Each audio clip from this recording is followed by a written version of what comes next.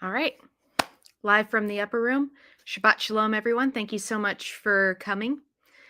Today, we are going to be covering the next part of the Parashot, which is Exodus 13:17 through 17:16, Judges 4:4 through 5:13, and then the book of Matthew, chapter 14:22 through 33.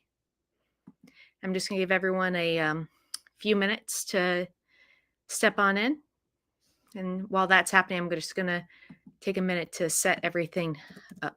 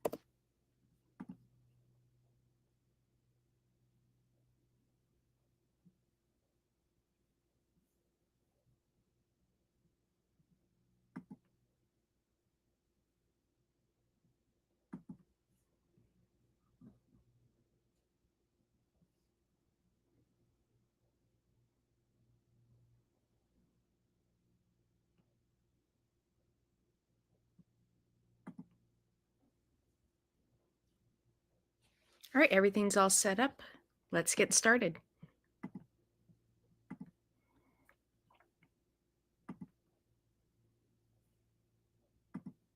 Oops.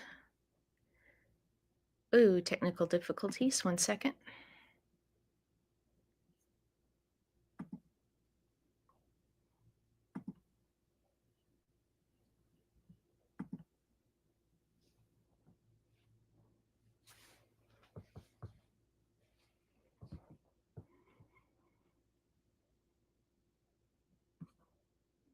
There we go.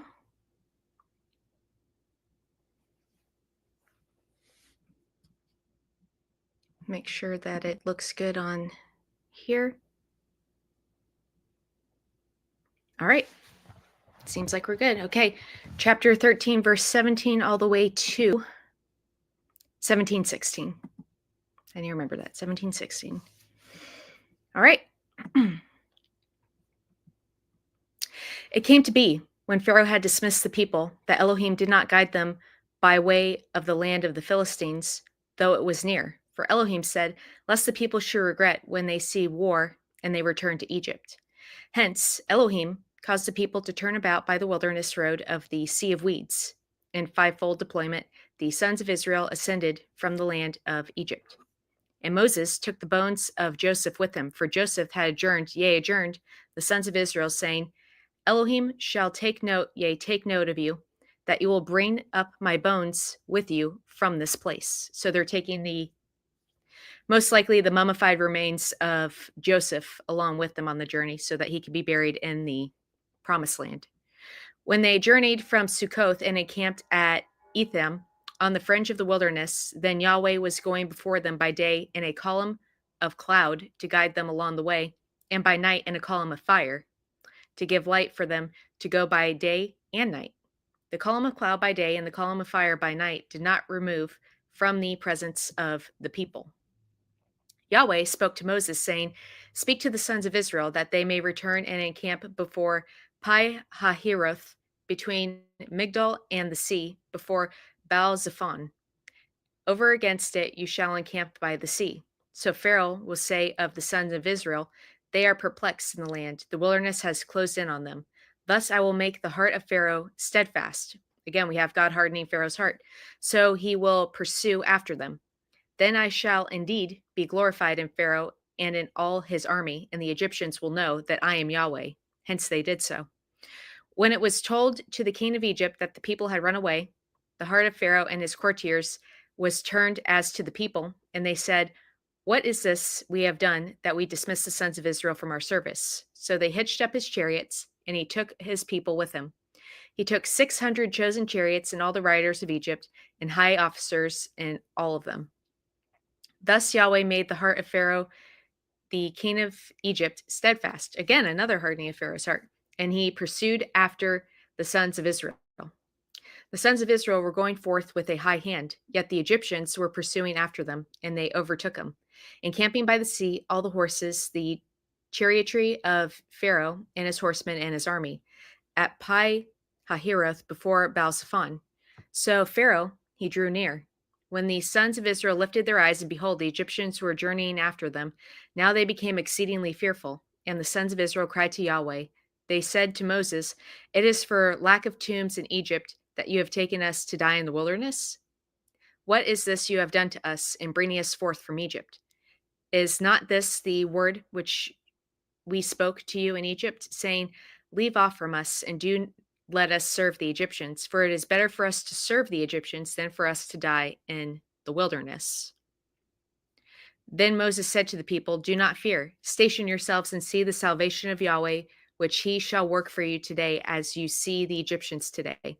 You shall not any more see them again unto the eon. Yahweh, he shall fight for you. As for you, you shall be silent." And the authorized version translates this, "The Lord your God, he will fight for you. You need only be still." And I did a great study on that word. If I could just open that up really quick. Let's see. I think I have my notes in this Bible, but let's see.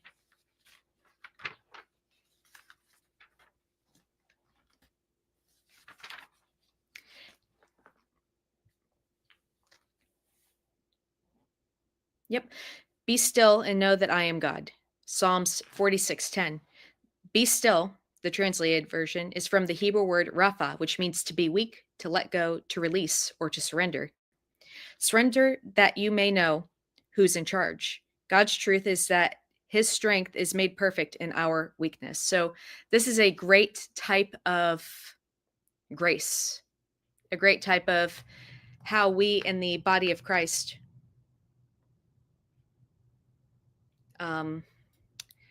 get our um, our faith and our salvation. We need not do anything, and it's being alluded to in this passage. Yahweh said to Moses, "Why are you crying to me? Speak to the sons of Israel that they should journey, and you rise, high your rod, and stretch out your hand over the sea and split it, that the sons of Israel may enter into the midst of the sea on the dry ground. And I, behold, me making the heart of the Egyptians steadfast." Again, God saying that he's hardening their hearts, "that they may enter after them. For I shall indeed be glorified over Pharaoh and over his army, over his chariots and over his horsemen, when the Egyptians will know that I am Yahweh when I am glorified, over Pharaoh for his chariots and over his horsemen." Hence the messenger of the one Elohim, who was going before the camp of Israel, journeyed and went behind them. Also, the column of cloud journeyed from before them and stood behind them. Thus he came between the camp of Egypt and the camp of Israel. Over there came to be a cloud and darkness, yet here he lightened up the night. So this one did not come near to that one all the night. So God's keeping them separate for right now. Then Moses stretched out his hand over the sea, and by a strong east wind all the night Yahweh caused the sea to go. Thus he made in the sea a drained area when the waters were split apart. So this didn't happen instantaneously, as a lot of movies like to show. This apparently happened over the course of a night.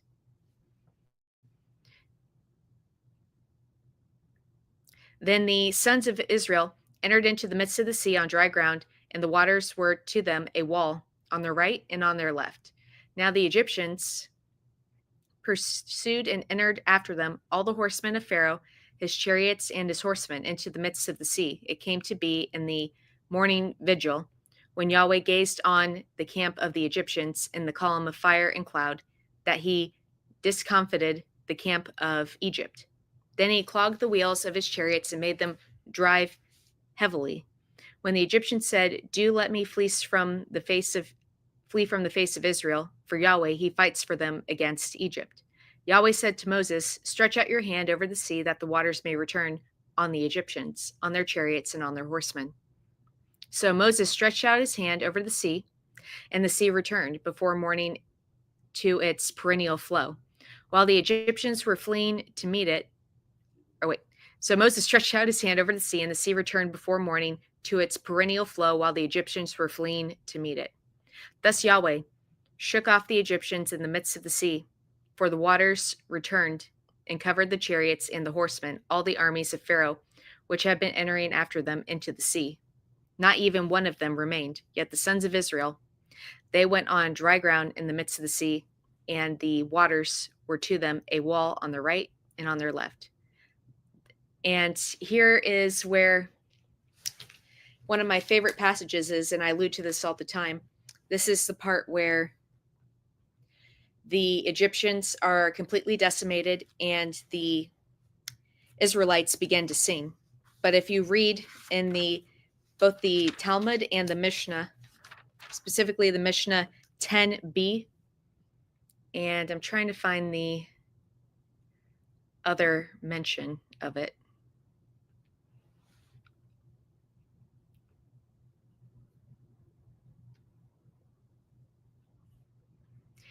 It's also in a book of the Talmud called the Barachot 54a. And this is where the angels of heaven sing praise to God for his victory over the Egyptians. But God rebukes the angels, saying, and I quote directly from the two books, "My creatures, the Egyptians, are drowning and you sing. My creatures, the Egyptians, who oppressed my children." And I thought that that was very, very insightful to our God. Because remember, we are in pre-cross territory. We are in kingdom territory right now. And God already knows his plan. He knows that these Egyptians are just playing a part in his story, and that the blood of his son is going to one day bring them all back to him. And not only is the blood of Jesus going to bring them back to him, but God was in Christ making sure that these Egyptians, the ones who were oppressing his children, Israel, were reconciled back to him. And God is at perfect peace right now, even with them.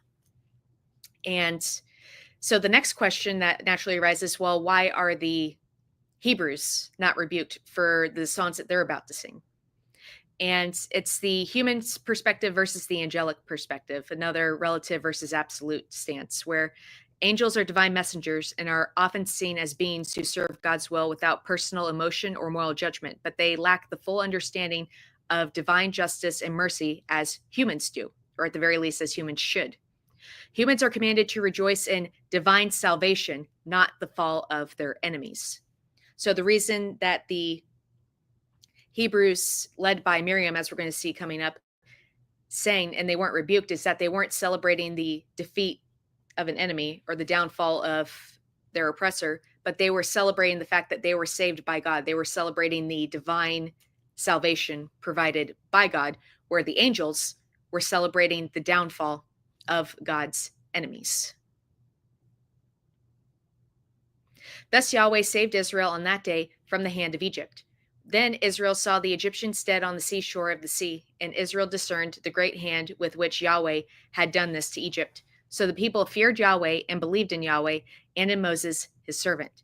Then Moses and the sons of Israel sang this song to Yahweh and spoke, saying, "Do let me sing to Yahweh, for he is august, yea, august. The horse and his rider he heaved into the sea.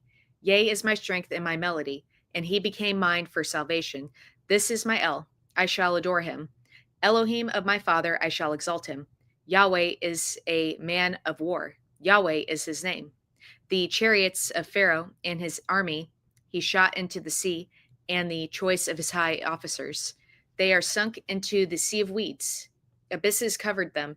They descended into shadowy depths like a stone. Your right hand, O Yahweh, was ennobled with vigor.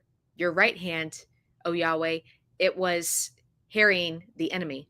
And by the vastness of your augustness, you were demolishing those raising against you. You were sending forth your heat. He was devoured.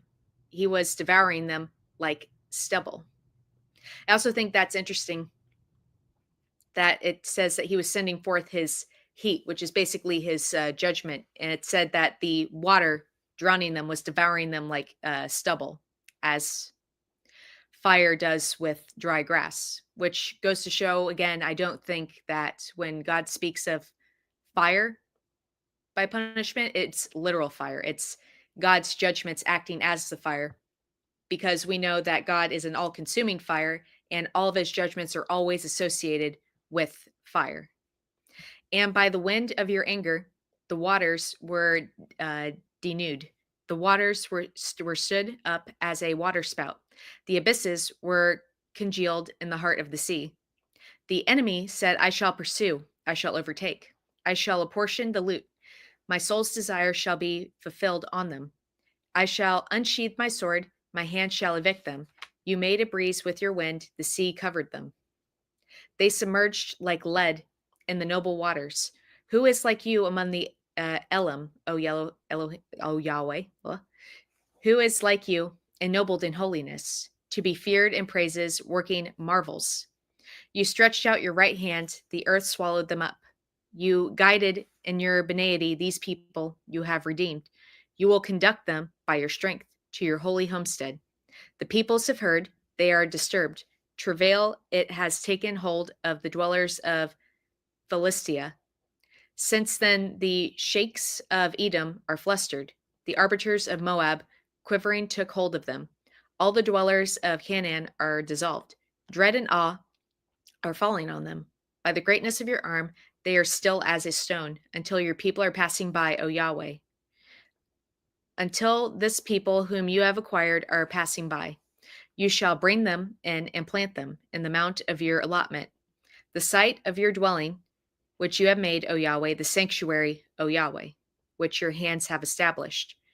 Yahweh, he shall reign for the eon and further. When the horses of Pharaoh had entered with his chariots and with his horsemen into the sea, then Yahweh returned the waters of the sea over them. Yet the sons of Israel, they had gone on dry ground in the midst of the sea.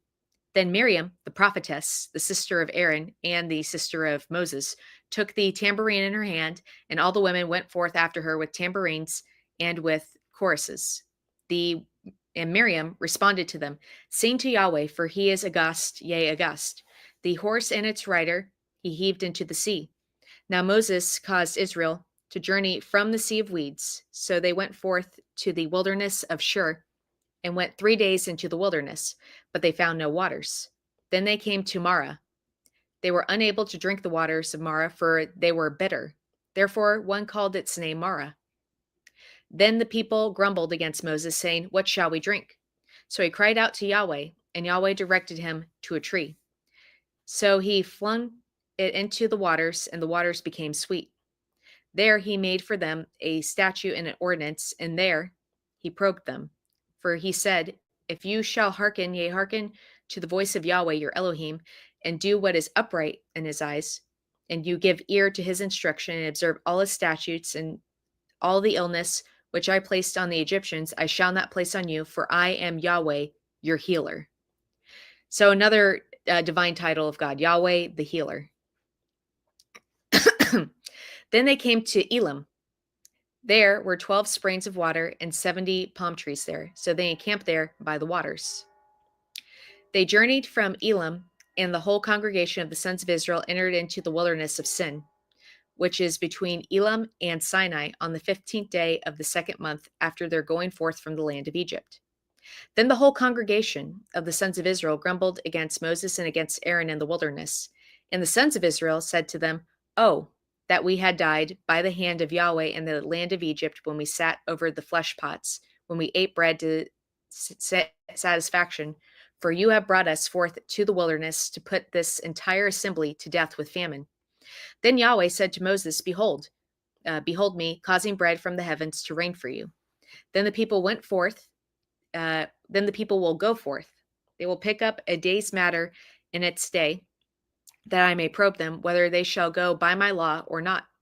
And it will come to be on the 6th day, when they prepare what they are bringing in, that they will come to be a double portion over that which they are picking up day by day, because the Sabbath would be the next day. So there would be no manna falling that day. On the 6th day, they would pick up what they needed for that day and what they would need for the next day. So Moses and Aaron said to all the sons of Israel, this evening, then you will know that it was Yahweh who brought you forth from the land of Egypt. And in the morning, then you will see the glory of Yahweh, since he heard your grumblings against Yahweh. What are we that you are grumbling against us? And Moses said, since Yahweh gives to you in the evening flesh to eat and bread in the morning to satisfy. When Yahweh heard your grumblings, which you are grumbling against him, then what are we? Not against us are you grumbling, but rather against Yahweh. Then Moses said to Aaron, say to the whole congregation of the sons of Israel, come near before Yahweh, for he has heard your grumblings. And it came to be, as Aaron spoke to the whole congregation of the sons of Israel, that they turned around to the wilderness, and behold, the glory of Yahweh, it appeared in the cloud. Then Yahweh spoke to Moses, saying, I have heard the grumblings of the sons of Israel. Speak to them, saying, between the evening hours you shall eat flesh, and in the morning you shall be satisfied with bread. So this is quail and the manna that falls from above. Then you will realize that I am Yahweh, your Elohim. When it came to be in the evening, quail came up and covered the camp. In the morning, the lane of the night mist came to be around the camp, and lane in the night mist went up, and behold, the surface of the wilderness was a thin flake, thin as hoarfrost on the earth. When the sons of Israel saw it, they said, each man to his brother, what is this? For they did not know what it was. So Moses said to them, it is the bread which Yahweh has given to you for food. This is the matter which Yahweh has instructed. Pick up of each man corresponding to his eating. An omer for a pole, numbering your souls, each man for those who are in his tent shall you take. So they aren't supposed to take more than what they need. Now the sons of Israel did so, some picking up an increase and some a decrease. When they measured with an omer, the increase had caused no superfluity, and the decrease had caused no lack. Each man corresponding to his eating they had picked up. So this is a type of bread and fishes that we read about in the book of Matthew, where even though people took in inordinate amounts or even a little bit, everyone ended up being fed with access available. Now the sons of Israel did so. And they had picked up. Then Moses said to them, let no one reserve any of it until the morning. Yet they did not hearken to Moses, and some of the men reserved it until morning. So it rose high with worms and stank. And Moses was wrathful over them. They picked it up morning by morning, each man corresponding to his eating. When the sun was warm, then it melted. How it came to be on the 6th day, they picked up a double portion of bread, 2 omers for one. Then all the princes of the congregation came and told it to Moses, when he said to them, this is what Yahweh has spoken, a cessation, a holy Sabbath to Yahweh is tomorrow. What you are baking, bake, and what you are cooking, cook. And all superfluity, leave it in your charge until morning. So they left it until the morning, just as Moses had instructed, yet it caused no stink, and no maggots came to be on it. Then Moses said, eat it today, for there is a Sabbath today to Yahweh. Today you shall not find it in the field. 6 days you shall pick it up, yet on the 7th, the Sabbath, none shall come to be on it. Yet it came to be on the 7th day, some of the people went forth to pick it up, and they found none. Hence Yahweh said to Moses, how long will you refuse to observe my instructions and my laws? See, for Yahweh has given to you the Sabbath. Therefore he has given to you on the 6th day bread for 2 days. Be seated, each man in his place. Let no one go forth from his place on the 7th day. So the people ceased on the 7th day. The sons of Israel called its name manna. It was like a seed of white coriander, and the taste like cakes with honey. So manna actually sounds pretty good. I wonder if in the celestials we'll be able to have a taste. Then Moses said, "This is the word which Yahweh has instructed. Take the fullness of an omer of it as a charge throughout your generations, that they may see the bread which I gave you to eat in the wilderness when I brought you forth from the land of Egypt." And Moses said to Aaron, "Take one urn and dispense therein the fullness of an omer of manna." So an omer is a sizing. "And leave it before Yahweh as a charge throughout your generations, just as Yahweh had instructed Moses." So Aaron left it before the testimony as a charge. As for the sons of Israel, they ate the manna for 40 years until their coming into the land and dwelt. The manna they ate it until their coming to the fringe of the land of Canaan. Now in Omar, it is a tenth of a ephah. And I'm not exactly sure what those measure out to, but it seemed like it would be enough to satiate a person. The whole congregation of the sons of Israel journeyed from the wilderness of Sin into their journeyings at the bidding of Yahweh. And they encamped in Rephidim, yet there was no waters for the people to drink. So the people contended with Moses and said, "Give to us water that we may drink." And Moses said to them, "Why are you contending with me? Why are you probing Yahweh?" When the people thirsted there for water, the people grumbled against Moses and said, "Why is it that you have brought us up from Egypt to put me and my sons and my cattle to death by thirst?" So Moses cried to Yahweh, saying, "What shall I do for this people? A little further, and they will stone me." Yahweh said to Moses, "Pass before the people and take with you some of the elders of Israel, and your rod with which you smote the watery way, take it in your hand, and you will go. Behold me standing before you there on the rock at Mount Horeb. You will smite the rock, and the water will come forth from it, and the people will drink." Moses did so before the eyes of the elders of Israel. Hence he called the name of the place Mishah and Meribah, on account of the contention of the sons of Israel, and on account of their probing Yahweh, saying, "Is Yahweh among us, or is he not?" Then Amalek came and fought with Israel in Rephidim. And Moses said to Joshua, "Choose men for us to go forth, fight with Amalek. Tomorrow I will be stationed on the summit of the hill with the rod of Elohim in my hand." Joshua did just as Moses had said to him, to fight with Amalek. As for Moses, Aaron, and Hur, they ascended the summit of the hill. Now it came to be just as Moses was raising high his hands that Israel had the mastery, and just as he was giving his hands rest, then Amalek had the mastery. When the hands of Moses became heavy, they took a stone and placed it beneath him, and he sat on it. As for Aaron and Hur, they upheld his hands, one of them, one on one side and one on the other. So it came to be that his hands were constant until the sunset. Thus Joshua defeated Amalek and his people with the edge of the sword. Yet Yahweh said to Moses, "Write this as a reminder in the scroll, and charge it unto the ears of Joshua, that I shall wipe out the remembrance of Amalek from under the heavens."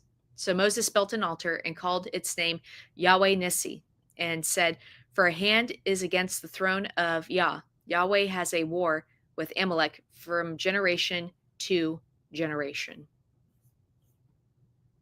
And that completes the Torah portion. And we have the lovely Miss Housey. Shabbat Shalom, dear friend. Thank you so much for coming. And then we have the awesome Chris Gagetti. A very blessed morning to you, dear friend. Shabbat Shalom. Thank you so much for coming. And Brother Vet. Shabbat Shalom to you, brother. Thank you so much for joining us today. Good morning, Brother Vet. Thank you for your service. Oh, that was nice of you, Chris. And Chris, we covered one of your topics for today, and not necessarily your topic, but I've heard you try to have a conversation with Jill about the Amalekites. And this was the first time they were ever mentioned. They fought against Israel. And because of that, God ordered their destruction. And I remember you asking Jill about this particular question, because this particular instance is seen by most people as God commencing a genocide against the people. And if you actually read the Bible, you find that the Amalekites are found throughout the entirety of the Bible. So when God orders in, I think, the book of 1 Samuel to eradicate the Amalekites, it is specifically certain places along the way that they were traveling. So all of the outpost camps and everyone and everything that was in that camp was subject to destruction. But if you go to the book of 2 Samuel, and I'm turning to it right now. So if you have a Bible, you can turn there to, I think it's 2 Samuel 1 something. Let's see. 2 Samuel.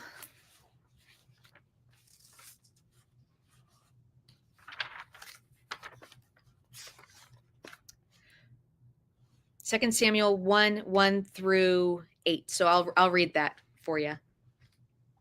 It came to be after the death of Saul, when David himself had returned from smiting Amalek. So the Amalekites were still around even after the decree. And David dwelt 2 days in Ziklag. And Ziklag, once we get to that part of our Torah study, that was a city or a small town that was taken over by the Amalekites and burnt down by them. They took all of the people hostage, and King David went and fought against them. Now it was on the third day, and here a man was coming from the army camp from Saul, with his clothes torn and the dust of the ground on his head. And so it was, when he came to David, that he fell on the earth and prostrated himself.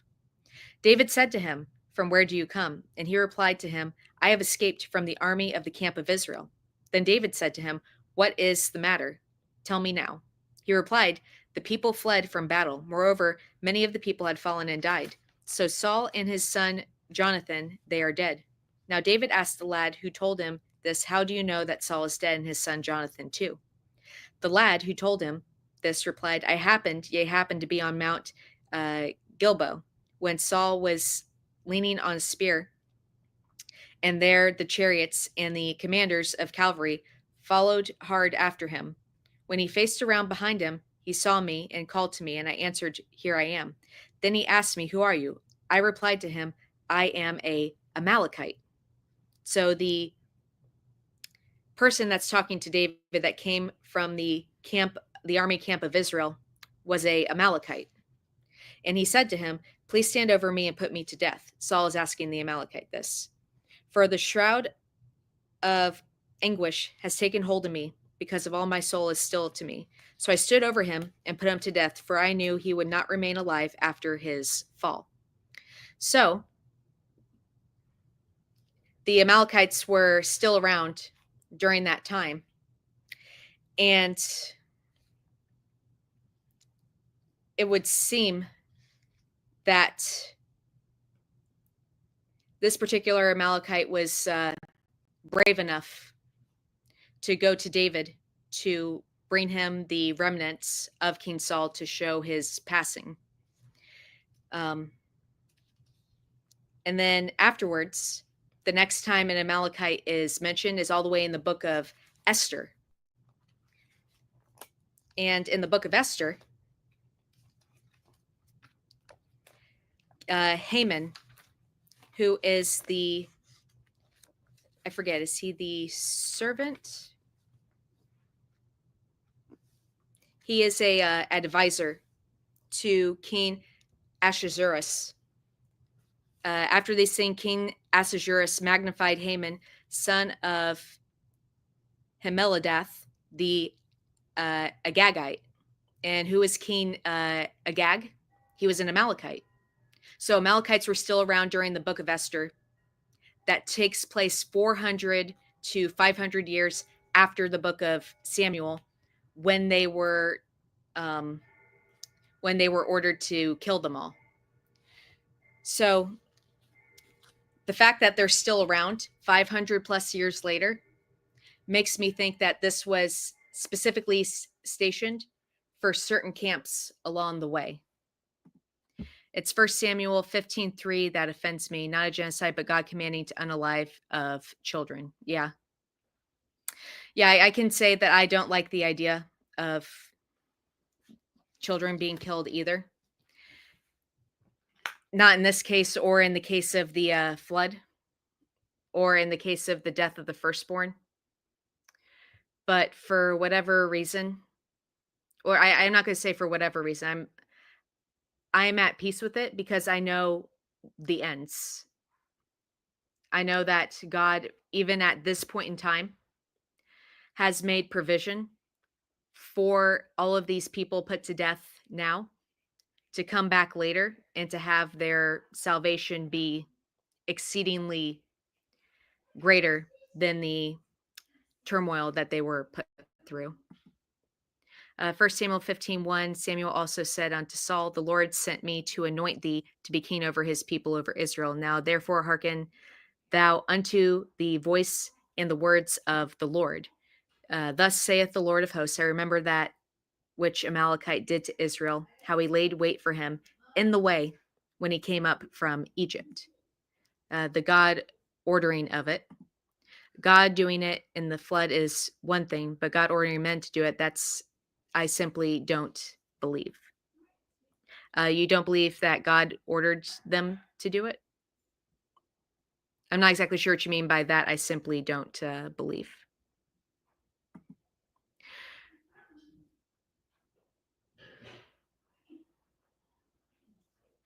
Oh, you're talking about God ordering men to do the killing.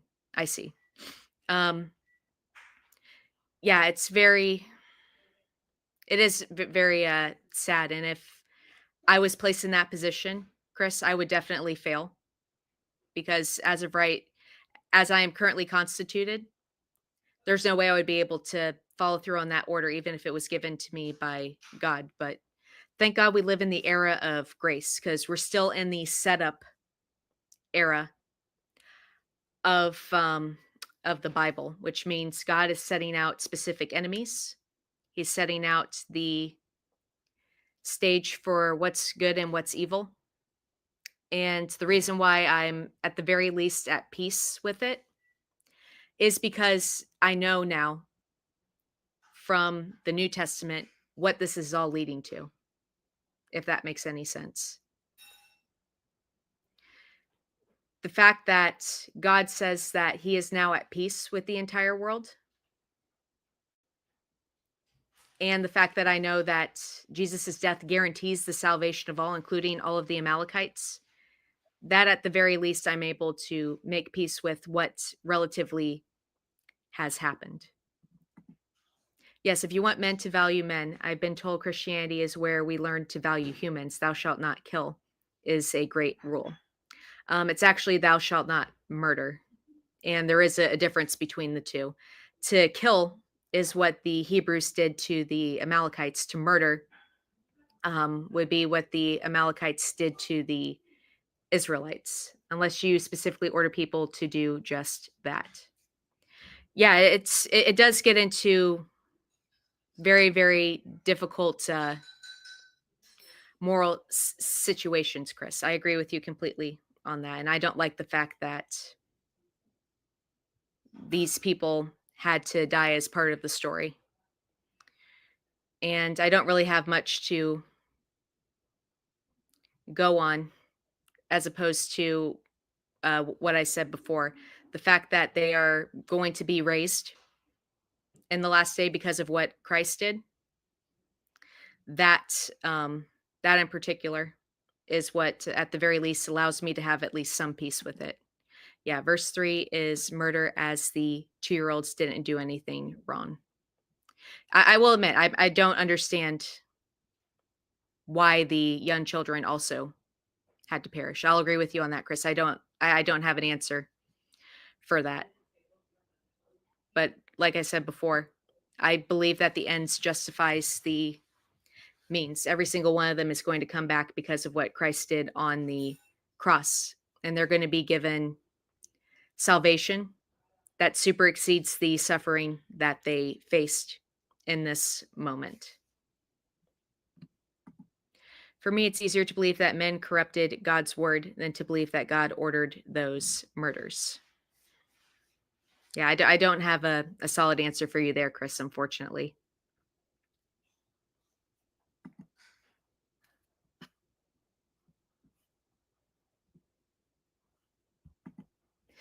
And as I said before, the fact that you have Amalekites still 400 to 500 years later goes to show that it wasn't carried out, or at the very least, the places where it was supposed to be carried out, that is not where young children were. But unfortunately, if a young child did happen to be at one of these places, then yes, they would have been executed.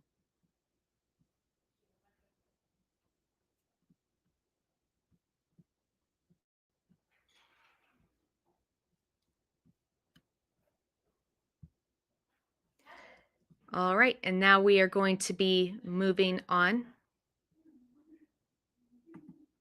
Not upset about genocide, upset the Bible shows God ordering the murder of children.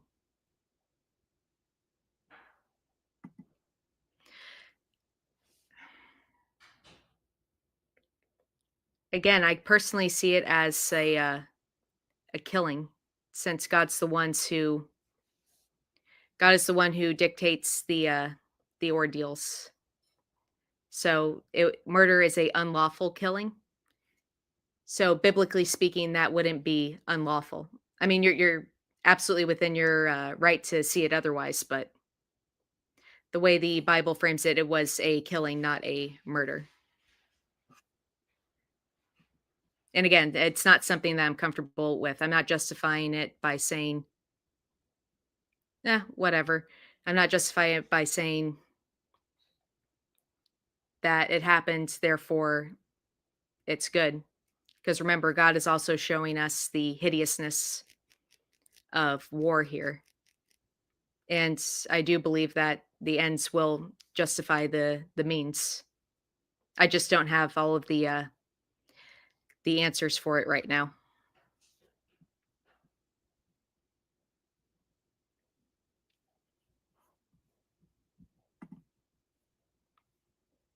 What's the next part?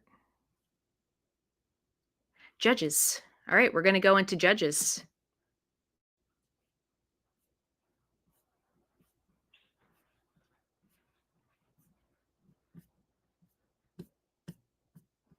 Where is it?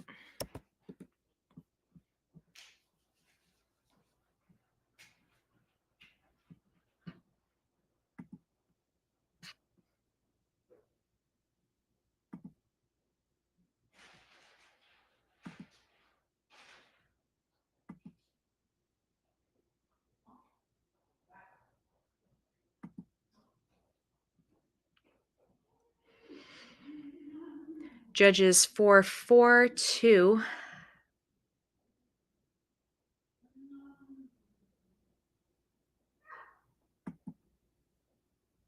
5:31.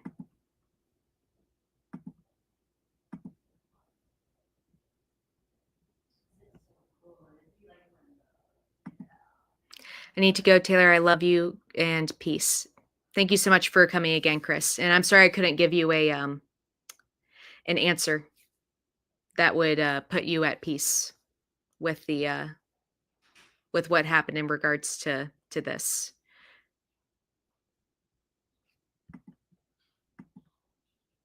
Women and children without men wouldn't fare well. That's true. That they wouldn't fare well, but at the same time, I think the complete wipeout of the places where these events happened would be um I'm sorry, I got distracted by something. I think that the reason why the complete decimation was ordered was because these people were going to be vast enemies of the Jews throughout their entire existence. And so the um the entirety of the line, in order to make sure that they never rose up against the Jews was to cull them slowly over time. And as we see, even though they were ordered to be wiped out, they still existed 400 to 500 years after the um, the order was given, all the way in the book of Esther. And a very blessed morning to you, sister. Thank you so much for coming.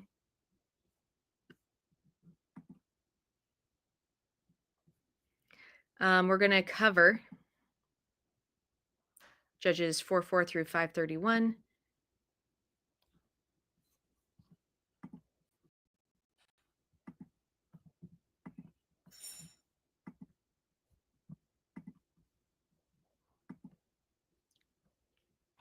All right. There was a woman, Deborah, a prophetess, a wife of Lapidoth. She was judging Israel at the time. She used to sit under the palm tree of Deborah between Raham and Bethel in the hill country of Ephraim, and the sons of Israel would come up to her for judgment. She sent word and called for Barak, son of Abinoam of Kadesh and Naphtali, and said to him, Behold, Yahweh Elohim of Israel has given his instruction. Go, draw out to Mount Tabor, and take with you 10,000 men from the sons of Naphtali and from the sons of Zebulun. I will draw Sisera, Jabin's chief of the military host, with his chariots and his thrones towards you to Wadi Kishon, and I will deliver him into your hands. At this, Barak replied to her, If you go with me, I will go. But if you do not go with me, I shall not go. She answered, I shall go, yea, go with you. Only know that there shall be no beauteous glory for you on the road you follow, for Yahweh shall dispose of Syria by the hand of a woman. So Deborah arose and went with Barak towards Kadesh. Then Barak called Zebulun and Naphtali for a convocation at Kadesh. 10,000 men marched up in his footsteps, and Deborah went up with him. Now Heber, the Canaanite, having parted from the Canaanite from the sons of Moses, his father-in-law, Hoab, pitched his tent at the oak in Zanaim, which is near Kadesh.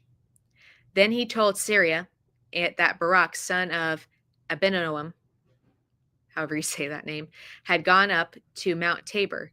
So Sisera evoked all his charioteers of 900 chariots of iron and the entire force that was with him to proceed from Harosheth Giom to Wadi Kishon.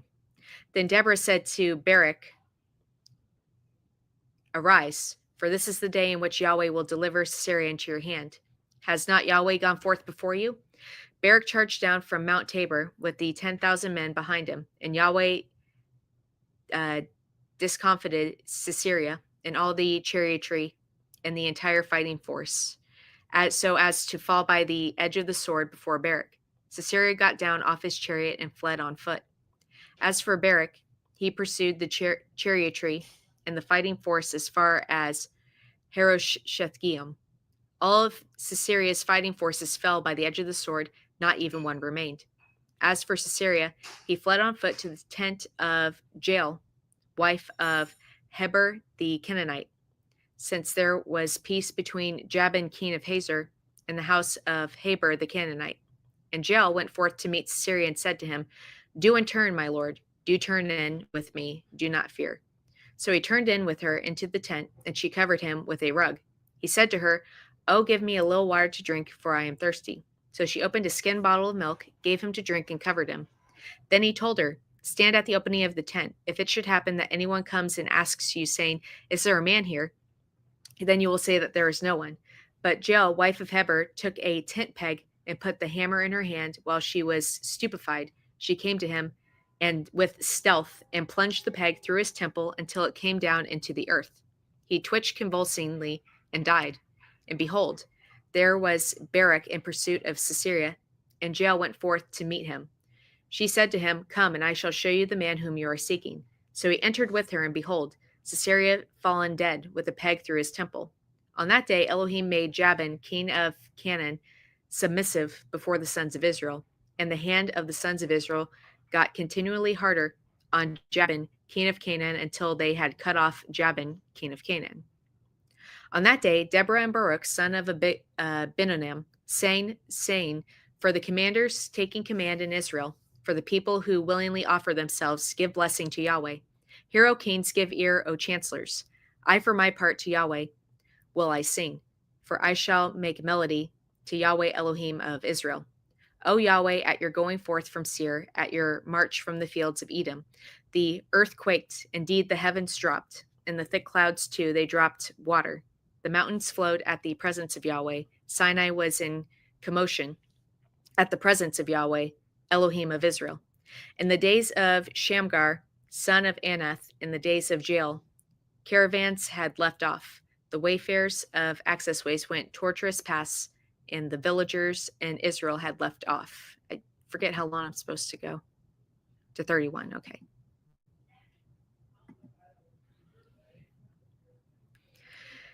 When the mother in Israel arose, one chose New Elohim. Then fighting was in the gates. No shield or lance has to be seen among 40,000 in Israel. My heart is with Israel's statue makers, with the people who willingly offer themselves. Give blessing to Yahweh, you riders on gray jennies. You will sit on the adjudication seat. You wayfarers on the road, meditate. By the voice of those dividing water at bailing places, there they sound forth the righteous deeds of Yahweh, the righteous acts of his villagers in Israel. Then the people of Yahweh marched down to the gates. Rouse, rouse, Deborah. Rouse, rouse, utter a song. Take captive your captives, son of Abinoam. Then down came Israel with the noble ones. Yahweh's people came down to me with the masterful ones. Some from Ephraim were rooting out those in the vale. Following you was Benjamin among your peoples. From Mahir came down the statute makers, and from Zebulun those privileged, with the tool of the scribe. The chiefs and Issachar were with Deborah, and Issachar was also with Barak. Into the vale was he sent forth in his footsteps among the distributions of Reuben. Great were the delineations of heart. Why did you stay between the campfires to hear the peeping for the droves? For the distributions of Reuben, great was the investigating of heart. Gilead tabernacled in the Transjordan. And Dan, why did you sojourn by the ships? Asher stayed at the shore of the seas and tabernacled by his coves. Yet the people of Zebulun risked their soul to death. So did Naphtali on the heights of the battlefield. Kings came, they fought him, or they fought. It was then that the kings of Canaan fought in Tanakh by the waters of Migdalo. They took no gain of silver. From the heavens, the stars fought. From their orbits, they fought against Assyria. Wadi Kishon shook its fist at them, a wadi from aforetime, Wadi Kishon. Tread them down, my soul, with strength. Then the heels of the horses hammered from the galloping of his sturdy ones. Curse Meroz, said the messenger of Yahweh. Curse, yea, curse its dwellers, for they did not come to the help of Yahweh, with their masterful ones. Most blessed of women shall be Jael, wife of Heber the Canaanite. Among women in the tent, she shall be most blessed. Water he asked, milk she gave. In a jorum of noble ones she offered clotted cream. Her left hand to the peg stretched forth, and her right hand to the hammer of the toilers. Then she battered Sisera, bashing his head, transfixed and cut up his temple. At her feet he bowed and fell, and there he lay. At her feet he bowed and fell. Where he bowed, there he fell, devastated. By the window gazed Sisera's mother. About the lattice oral she frayed. For what reason is his chariotry tardy in coming? What reason makes the clatter of his chariots delay? The wisest of her chief ladies answered her. Indeed, she replies with her own saying to herself, Are they not finding the appropriating the loot? A wench, 2 wenches for each headmaster, loot of dyed cloths for Sisera, loot of dyed cloths for embroidered, 2 lengths of dyed embroidery round every neck as loot. So may all your enemies perish, O Yahweh, but may those loving him be as the sun, going forth in its mastery, and the land had quietness for 40 years. And as we see, that mirrors what happened with the Egyptians. Tough topics today, Taylor. Yeah. Yeah, it is. Um, this is God's strange work because he's showing us, we have to, again, remember that this is pre cross and that God is showing us the evils of the world, including the evil of war, even though he is ordering it. And again, this is the same God that had turmoil in his heart when he had the um, flood wipe out everyone, also including small children, and when he took the lives of all the firstborns and the lives of the Egyptians. So, again, I said this yesterday that this is a God that suffers with his creation. And though I don't have all of the answers or the comfortable answers to give for this, I will go on record as saying that I don't believe that this was murder. I'm not sure what the crimes of the children were.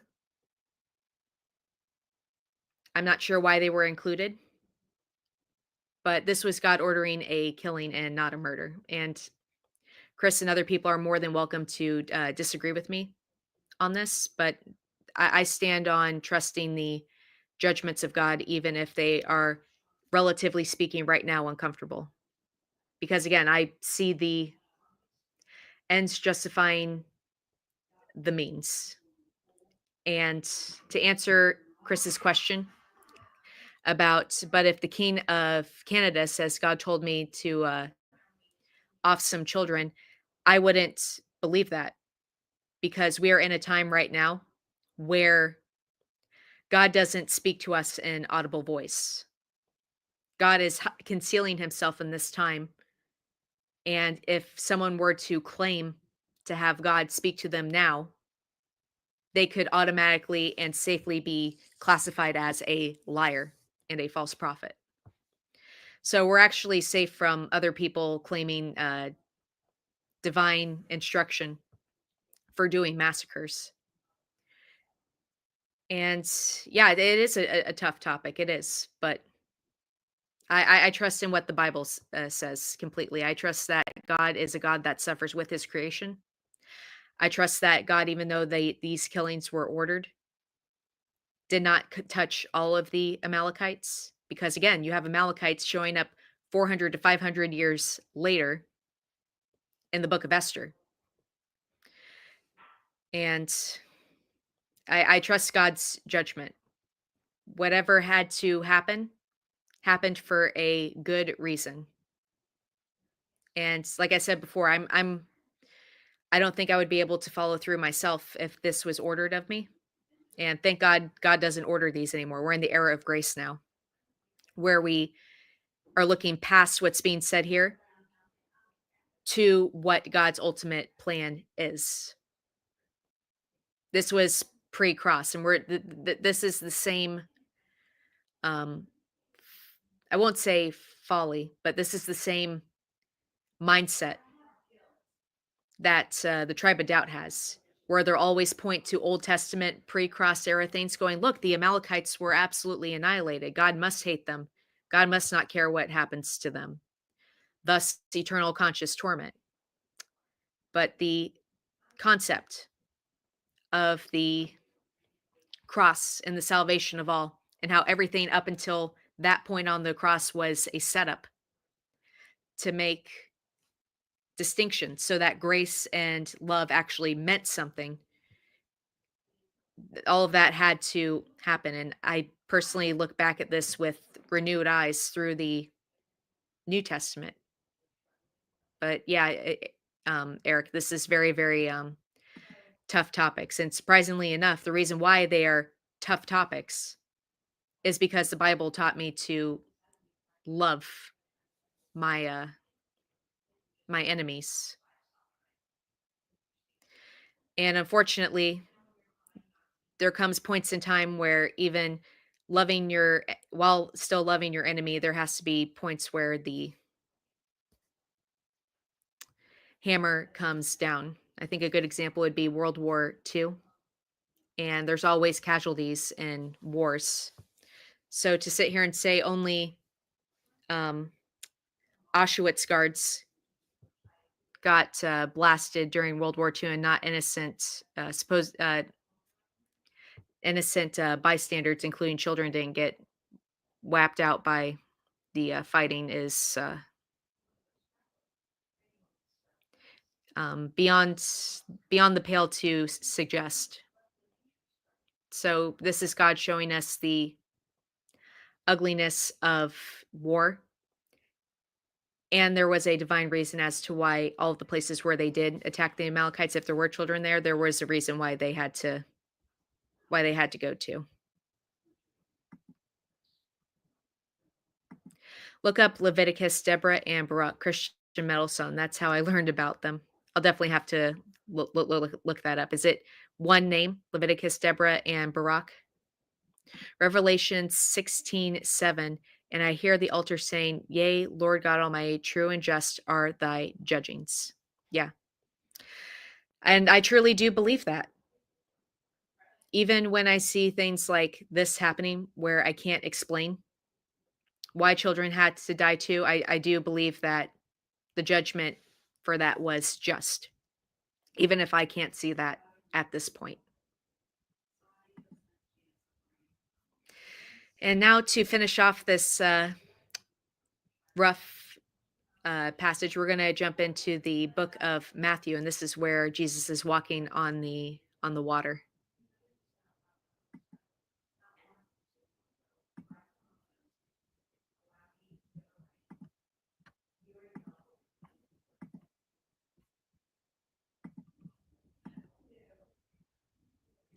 And it's from 22 to 33. And immediately he compels his disciples to step into the ship and be preceding him to the other side, till he should be dismissing the throngs. And dismissing the throngs, he ascends into the mountain privately to pray. Now, evening coming on, he was there alone. Now the ship was already many stadia away from the land, in the midst of the sea, being tormented by the billows, for the wind was contrary. Now in the fourth watch of the night he came to them, walking on the sea. Now the disciples, perceiving him walking on the sea, were disturbed, saying, It is a phantom. And from fear they cry out. Now straightway Jesus speaks to them, saying, Courage, it is I, fear not. Yet answering him, Peter said, Lord, if it is thou, order me to come to thee on the waters. Now he said, Come. And descending from the ship, Peter walks on the waters to come to Jesus. Yet observing the strong wind, he was afraid. And beginning to sink, he cries, saying, Lord, save me. Now immediately, Jesus, stretching out his hand, got hold of him, and is saying to him, Scant of faith, why do you hesitate? And at their going up from the ship, the wind flags. Now those in the ship worshiping him, saying, Truly, God's Son art thou. Amen.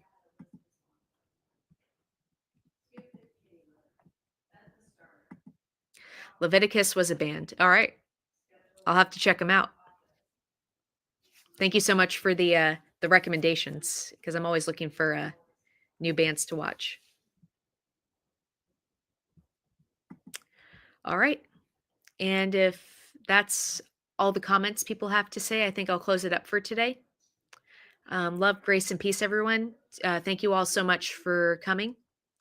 Please join me again this Wednesday for the next reading of the book of Matthew.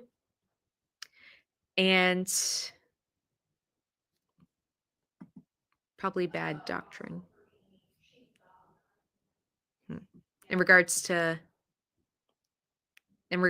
what, Lisa?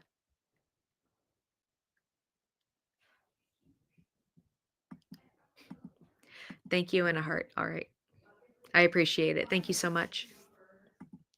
The band. Oh, you're saying that they get bad doctrine. Or the reason why I never heard of them was probably because of bad doctrine. I see what you're saying. All right. Like I said, join me next week for the next reading of the book of Matthew. Please join me for the Friday portion of the problem of sin and the judgments of God. And please also join me this coming Saturday for the next installment of the Parashot. Love, grace, and peace, everyone. Bye.